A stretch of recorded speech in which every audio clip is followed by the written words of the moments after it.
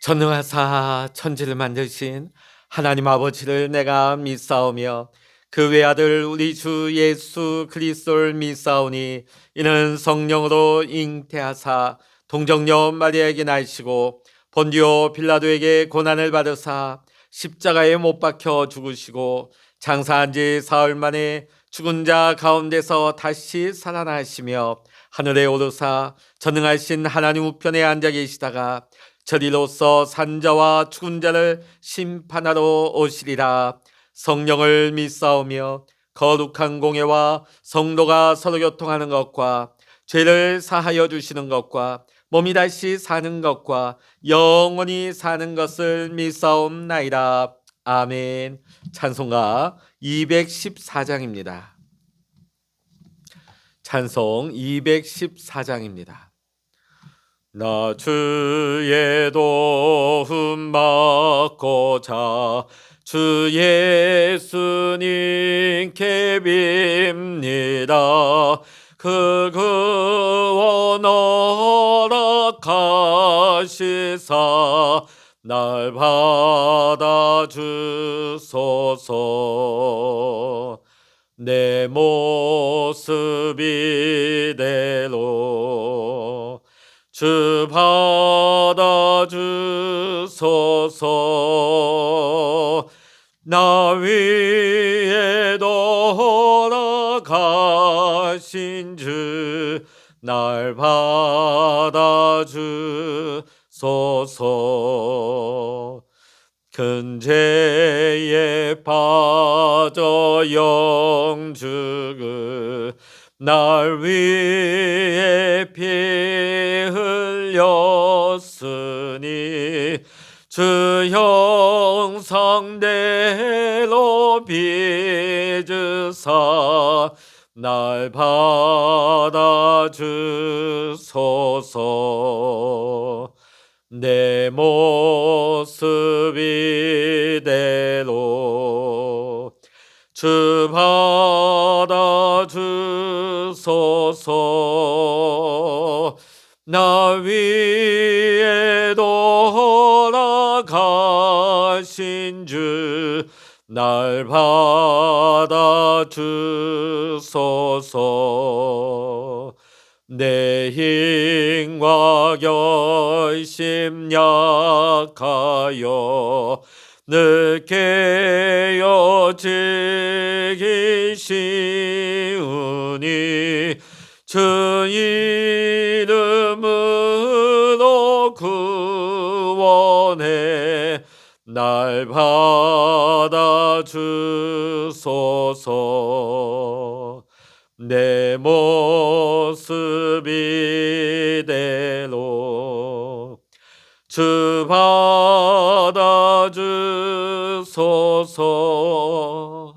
날 위에 돌아가신 주 날 받아주소서. 내 주님 서신 발 앞에 나 꿇어 엎드렸으니 그 크신 역사 이루게 날 받아주소서. 내 모습 이대로 주 받아주소서. 날 위해 돌아가신 주 날 받아주소서. 아멘. 이 시간 우리에게 주시는 하나님의 말씀 신약 성경 마태복음 12장 38절로부터 50절까지 신약 성서 20면 마태복음 12장 38절로부터 50절까지 같이 읽겠습니다. 그때 서기관과 바리새인 중 몇 사람이 말하되 선생님이여 우리에게 표적 보여주기를 원하나이다. 예수께서 대답하여 이르시되 악하고 음란한 세대가 표적을 구하나 선지자 요나의 표적 밖에는 보일 표적이 없느니라. 요나가 밤낮 사흘 동안 큰 물고기 뱃속에 있었던 것 같이 인자도 밤낮 사흘 동안 땅 속에 있으리라. 심판 때에 니느웨 사람들이 일어나 이 세대 사람을 정죄하리니 이는 그들이 요나의 전도를 듣고 회개하였음이거니와 요나보다 더 큰 이가 여기 있으며 심판 때에 남방 여왕이 일어나 이 세대 사람을 정죄하리니 이는 그가 솔로몬의 지혜로운 말을 들으려고 땅 끝에서 왔음이거니와 솔로몬보다 더 큰 이가 여기 있느니라. 더러운 귀신이 사람에게서 나갔을 때에 물 없는 곳으로 다니며 쉬기를 구하되 쉴 곳을 얻지 못하고 이에 이르되 내가 나온 내 집으로 돌아가리라 하고 와보니 그 집이 비고 청소되고 수리되었거늘 이에 가서 저보다 더 악한 귀신 7을 데리고 들어가서 거하니 그 사람의 나중 형편이 전보다 더욱 심하게 되느니라. 이 악한 세대가 또한 이렇게 되리라. 예수께서 무리에게 말씀하실 때에 그의 어머니와 동생들이 예수께 말하려고 밖에 섰더니 한 사람이 예수께 여짜오되 보소서 당신의 어머니와 동생들이 당신께 말하려고 밖에 서 있나이다 하니 말하던 사람에게 대답하여 이르시되 누가 내 어머니이며 내 동생들이냐 하시고 손을 내밀어 제자들을 가리켜 이르시되 나의 어머니와 나의 동생들을 보라. 누구든지 하늘에 계신 내 아버지의 뜻대로 하는 자가 내 형제요 나의 자매요 어머니이니라 하시니라. 아멘. 할렐루야. 오늘 이 아침에도 함께 기도하시는 우리 사랑하는 모든 믿음의 성도 여러분, 여러분의 가정과 여러분의 생업의 현장 위에 오늘도 하나님의 크신 은혜와 평강의 축복, 기도 응답의 축복이 함께 하시기를 이 시간 주의 이름으로 간절히 축원합니다. 오늘 본문의 말씀을 보면 바리새인과 서기관 몇 사람이 예수님께 참된 메시아라는 사실을 입증할 수 있는 표적을 요청하고 있습니다.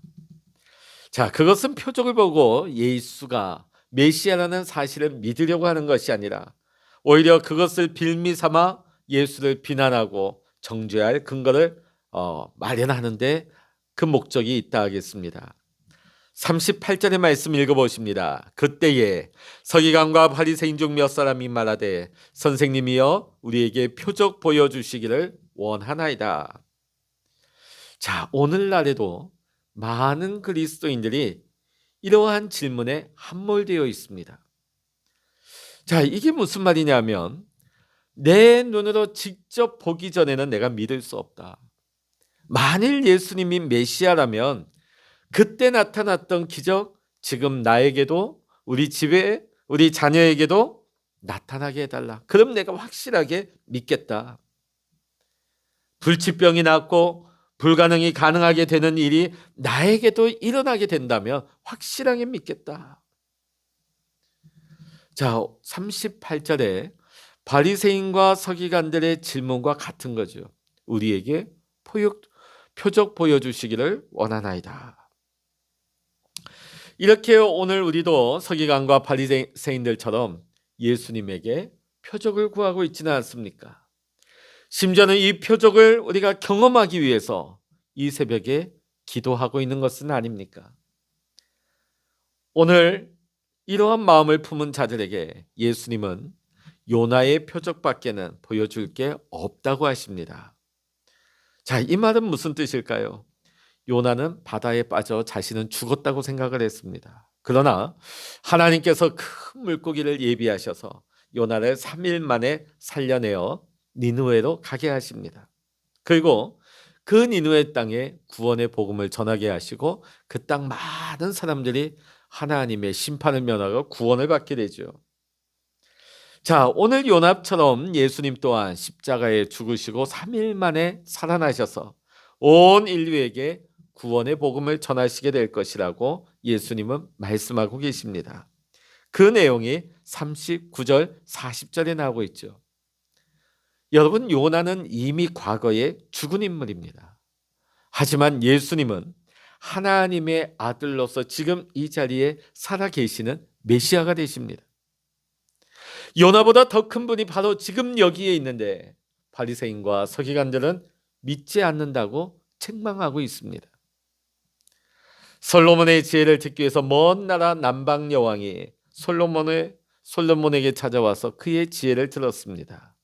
그런데 솔로몬보다 더 지혜로우신 예수님이, 메시아가 지금 이 앞에 있음에도 불구하고 그의 말을 들으려고 하지 않는 바리새인과 서기관들을 악하고 음란한 세대라고 예수님은 꾸짖고 계시는 것입니다. 예수님의 십자가와 부활 사건 외에 여러분 어떤 표적이 더 있어야 여러분이 예수님을 믿으시겠습니까? 예수님의 십자가와 부활 외에 또 어떤 표적이 필요하십니까? 그리스도인에게 그것 외에 무엇이 더 필요하고 중요하겠습니까?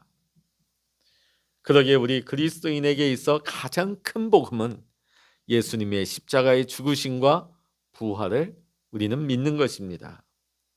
우리가 만일 이 표적을 믿지 않게 된다면 우리는 43절부터 45절의 말씀과 같은 화를 당할 수밖에 없는 것입니다.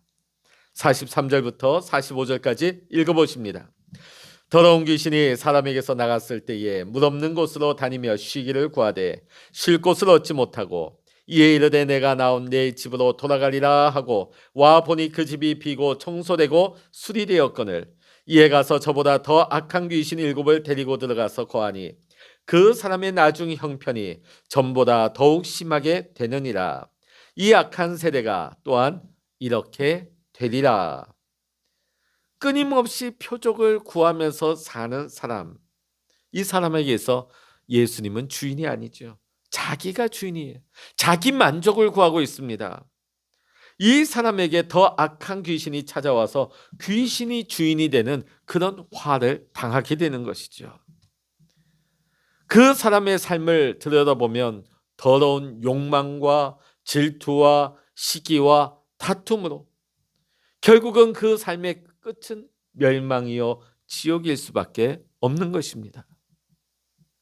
그러기에 우리는 삶에서 표적만을 바라는, 표적만을 구하는 음란하고 악한 세대의 모습이 아니라 예수님의 십자가의 죽으심과 예수님의 부활을 온전히 믿는 믿음으로 예수님을 나의 주님으로, 나의 주인으로 모셔야 될 줄로 믿습니다. 여러분, 성경을 한 문장으로 말하라 한다면 누가 주인이냐? 누가 주인이냐? 이렇게 정의할 수 있습니다. 누가 주인인가? 하나님이 주인인가? 아니면 사람이 주인인가? 이 과정이 성경 이야기의 핵심입니다. 그래서 창세기 1장 1절에 보면 이렇게 선언하십니다. 태초에 하나님이 천지를 창조하시니라.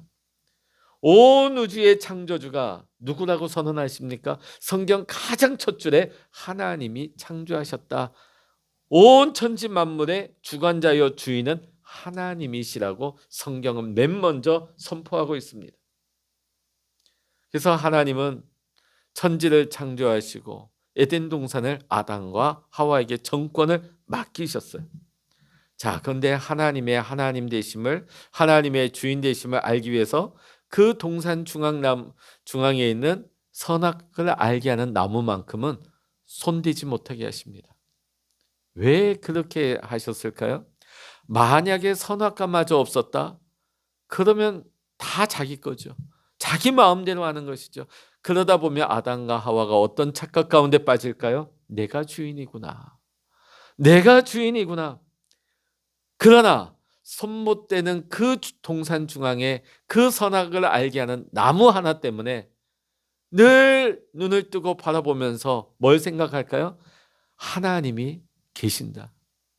하나님이 온 천지 만물의 주관자요 주인이시다 하는 것을 뭘 보면서? 동산 중앙에 있는 선악을 알게 하는 나무를 보면서 고백할 수밖에 없는 것입니다. 내가 주인이 아니라 하나님이 주인이시다. 그런데 사탄의 꿰매 빠진 아담과 하와가 결국은 어떤 욕심이 들어갔습니까? 그 안에 자기가 주인 되려고 하는 욕심이 들어갔어요. 결국은 선악을 알게 하는 열매를 따먹습니다. 자기 자신이 주인이 되었을 때 어떤 결과가 나타났습니까? 하나님과 단절됩니다. 육체의 죽음을 맞이합니다. 영원한 죽음을 당하게 될 수밖에 없습니다. 또한 창세기 11장 보면 그 당시 많은 사람들이 흩어짐을 면하고 자신들이 주인임을 드러내고자 그 신할 땅에 바벨탑을 쌓기 시작합니다. 결국은 하나님이 주인이 아니라 자신이 주인 되고자 했을 때 그들은 결국 흩어지고 유리방황하는 인생이 되고 말았습니다. 시간이 흘러 창세기 12장에 아브라함이 등장합니다. 자기 자신이 주인 되어 살아가는 세상과 구별되어서 하나님을 주인으로 모시며 살아갈 인물로 하나님이 아브라함을 선택하여 부르셨습니다. 그리고 그에게 복을 주십니다. 창세기 12장 1절로부터 3절입니다. 읽어보십니다. 여호와께서 아브라함에게 이르시되 너는 너의 고향과 친척과 아버지의 집을 떠나 내가 내게 보여줄 땅으로 가라. 내가 너로 큰 민족을 이루고 내게 복을 주어 내 이름을 장대하게 하리니 너는 복이 될지라. 너를 축복하는 자에게는 내가 복을 내리고 너를 저주하는 자에게는 내가 저주하리니 땅의 모든 족속이 너로 말미암아 복을 얻을 것이라 하신지라. 아멘. 오늘 이 축복이 이 새벽을 깨워 기도하시는 우리 모든 성도님들에게 충만하시기를, 하늘의 복으로 임하시기를 주의 이름으로 간절히 축원합니다. 자, 이 복을 받으려면 어떻게 될까요? 4절 말씀 읽어보십니다. 창세기 12장 4절입니다. 이에 아브라함이 여호와의 말씀을 따라갔고 롯도 그와 함께 갔으며 아브라함이 하란을 떠날 때에 75세였더라. 내 이성의 판단이 아니라, 내 경험이 아니라 나의 주인 되신 하나님의 말씀을 따라가는 삶을 살아가게 될 때에 앞서 보았던 1절로부터 3절까지의 하늘의 축복이 반드시 임하게 되는 것입니다.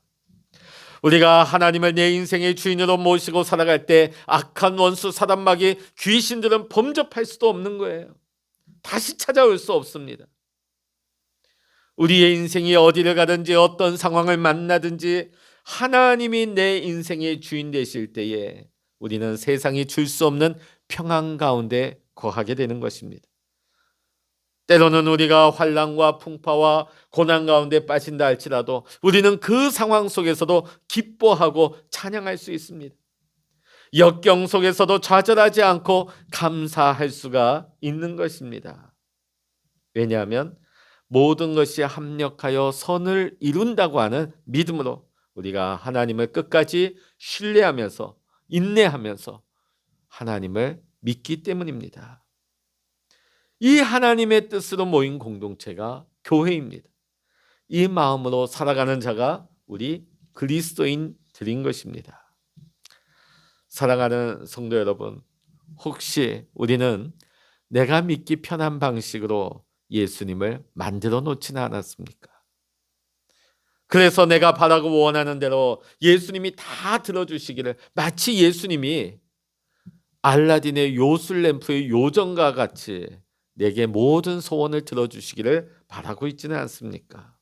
심지어는 오늘 이 아침에도 그런 소원을 가지고 요술램프를 문지르듯이 기도하지는 않습니까? 그러나 그것은 예수님이 원하시는 제자의 모습이 아닙니다. 제자는 내가 바라고 내가 원하는 대로 예수님이 따라와주고 예수님이 변화되어지는 것이 아니라 예수님의 뜻에 나의 모든 뜻을 맞추며 살아가는 사람이 예수님의 진짜 제자입니다. 내 자신이 나의 주인이 아니라 하나님이 내 삶의 주인이시며 우리는 하나님의 말씀을 따라 순종하며 살아가야 하는 것입니다. 그것이 예수님의 제자요 그리스도인의 모습일 것입니다. 오늘 이 새벽 우리의 기도가 이랬으면 좋겠습니다. 다른 표적을 구하는 것이 아니라 오직 십자가의 죽으심과 예수님의 부활을 온전히 믿을 수 있는 믿음을 주시옵소서. 내 모든 기도의 제목이 내가 원하는 대로 되지 말게 하시고 아버지의 원대로 되기를 원합니다. 오늘 이 하루가 내가 주인 되어서 내가 바라는 대로 살아가는 것이 아니라 하나님이 내 삶의 모든 주인 되셔서 하나님의 말씀대로 하나님의 뜻에 따라 순종하며 살아가게 하옵소서. 이러한 제목 가지고 기도할 수 있는 저와 여러분 모두가 될 수 있기를 이 시간 주의 이름으로 간절히 축원합니다. 기도하시겠습니다.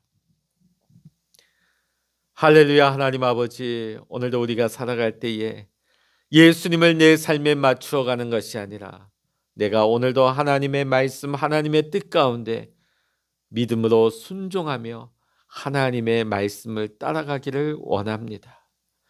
하나님을 내 인생의 틀 가운데 맞추는 것이 아니라 날마다 하나님의 뜻 가운데 순종하며 내 뜻이 아닌 하나님의 뜻을 구하며 기쁠 때나 슬플 때나 하나님 내 뜻대로 될 때나 내 뜻대로 되지 않는다 할지라도 모든 것을 합력하여 선을 이루시는 하나님을 신뢰하고 하나님을 믿기에 날마다 기뻐하며 감사하며 찬양하며 인내하며 믿음으로 이겨낼 수 있는 우리 모든 믿음의 성도님들 될 수 있도록 주여 인도하여 주시옵소서. 오늘 이 아침에도 하나님 우리가 엎드려 기도할 때 하나님 우리의 마음을 만져주시고 하나님의 뜻을 우리 가운데 부어주시며 오늘도 하나님의 뜻이 우리 안에서 이루어질 수 있는 하나님 기뻐하시는 복된 날 되게 하여 주시옵소서. 모든 감사와 영광을 우리 주님께 올려드리며 우리 주 예수 그리스도의 이름으로 간절히 기도하옵나이다. 아멘. 찬양하라 내 영혼아, 찬양하라 내 영혼아, 내 속에 있는 것들아 다 찬양하라. 기도하라 내 영혼아, 기도하라 내 영혼아, 내 속에 있는 것들아 다 기도하라. 주여 일창으로 합심하여 기도하십니다. 주여